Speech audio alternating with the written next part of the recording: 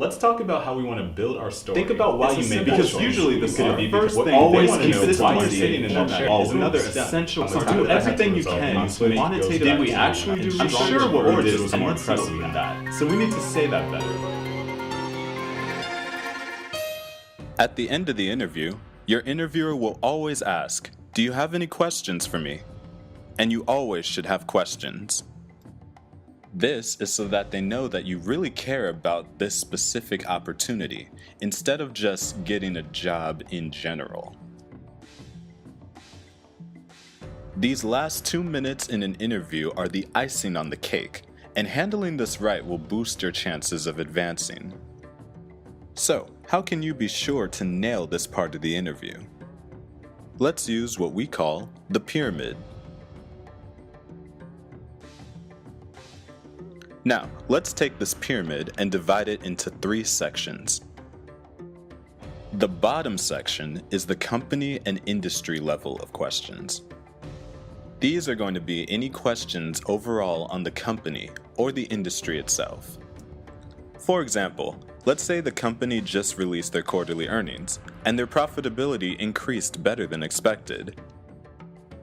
Maybe you want to know, what factors drove its profit to increase? Another example would be if the company has announced plans to expand their geographic base, and you may want to know what they project their market share to be after expanding. Now, why are these questions important? Because asking questions on the company will show your interviewer that you've done your research and that you generally have interest in working for the organization. If you take the extra step to do this over other candidates who have not, that's already a better chance for you. The middle section is based on questions about the position you are applying for. There's a high chance that the position that you want has been done by someone previously, especially if it's usually a position for those coming out of college, and you want to take advantage of that. Why wonder on what you really would be doing when you can ask what someone else has done? A good question for this section would be, what challenges have others faced when working under this position? A position level question is important because it shows the interviewer that you really want this position and didn't just see it on your school career website. And even if you did do that, they would never know.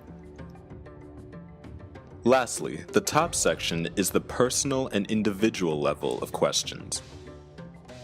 These are questions that relate to your interviewer and his or her time working at the company. Now, be careful here.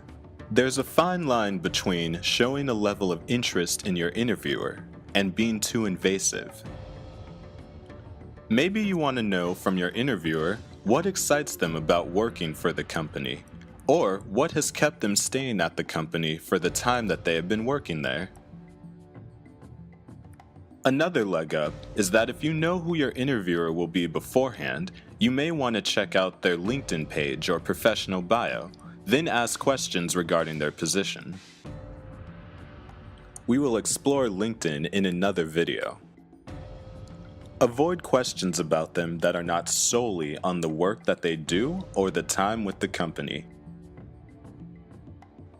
Now, a personal level question is important because it shifts the dynamic from an interview to a conversation. Now you have given the other person a chance to talk about themselves, which develops a sincere chat among the two of you. If your interviewer leaves with a smile on their face, that's a good sign.